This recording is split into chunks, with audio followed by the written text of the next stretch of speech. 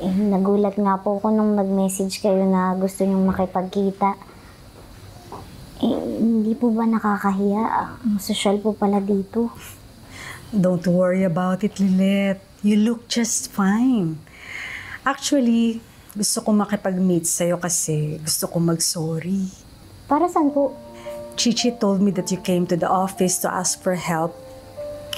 Pasensya ka na ha kung hindi ka namin na-assist noon kasi kababalik ko lang.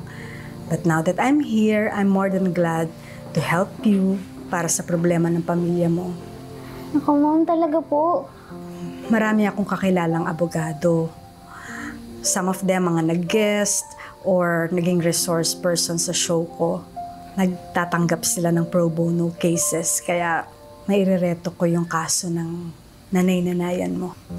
Naku, Ma'am, maraming salamat po. Napakalaking tulong po nito. Masaya na ako matulungan ka, Lilet. And if there's anything that I can do for you, just let me know. Sa totoo lang po, may isa pa po kong hihingin sa inyo. May magagawa po kasi kayo para matulungan ako eh. What is it?